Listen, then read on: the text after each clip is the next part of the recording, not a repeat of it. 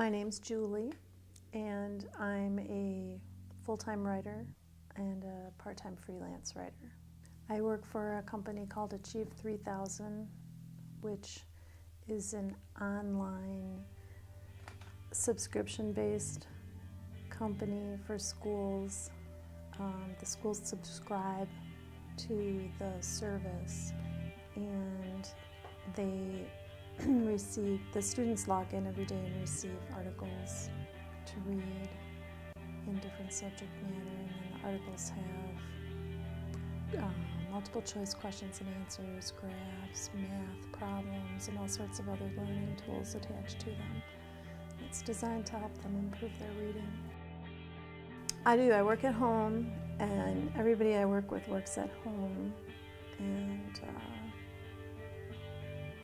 the product is created by writers all over the world, and writers and web designers, and so I work at home for that job, and I also work at home for my freelance work. Because I'm a salaried employee, the reality is that you work as many hours as it takes to meet your deadline and to get the work done. So an article has to be written every few days, and questions for the article have to be written, and there's a lot of research involved. And today, for example, I was working on an article about Hurricane Sandy, and I had to develop a map that showed the path of the hurricane, which took a lot of research.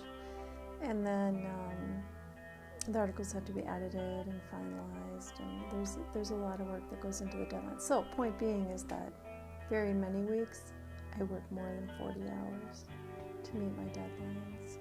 And my freelance job is on a monthly cycle, because I work for a national magazine that is focused on well-being and sustainable living and organic lifestyle, and it comes out once a month.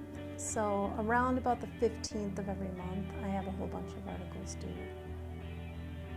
Those hours vary, but it usually comes in one big chunk. So there's 1 week usually where they don't get the materials to me until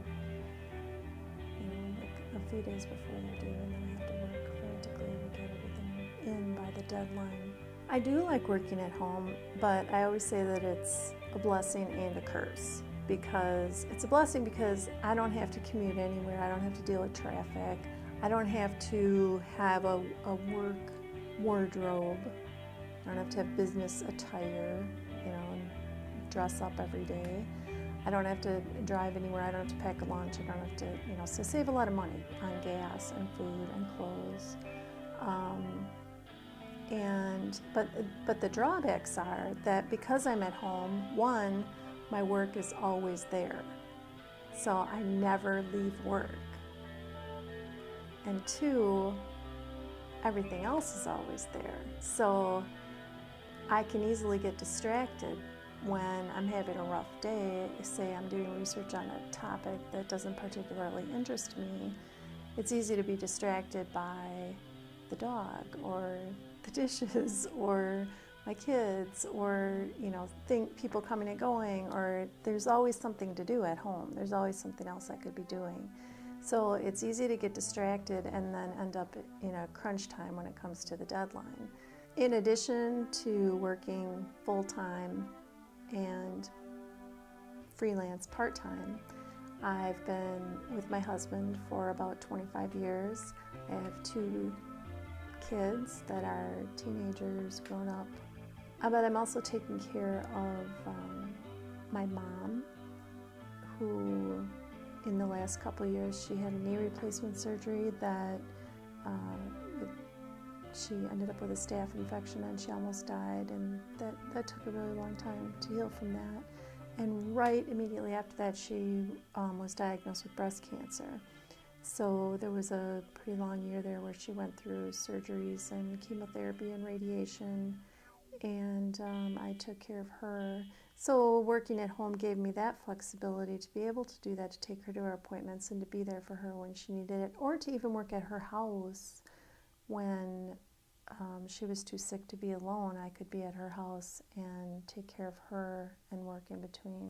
I'm in what's called the sandwich generation, which means that I still have kids at home that I'm taking care of, and my parents and my husband's parents are getting older and needing help. They're also needing taken care of. So I'm sandwiched between two generations of people that need my care. So I guess the biggest challenge in my life right now is taking care of myself, because I work a lot, and I feel like I need to work a lot because I've got two college tuitions coming up for my two kids. With taking care of everybody, I feel like there's very little time left for myself. So the things I try to do on a regular basis to make sure that I stay healthy and sane and that I'm good to people around me is I take yoga twice a week, and I try to make that something that isn't negotiable. I go whether I feel like it or not, whether there's something else going on or not. It's just that's my time. I go to yoga for an hour twice a week. And then the other things I do on a less regular or scheduled basis is that I take the dog for walks, I garden when the weather's nice, or I just try to be outside and with nature, because that helps me sleep better. It helps me stay calm, and it helps give me a view of the bigger picture of life.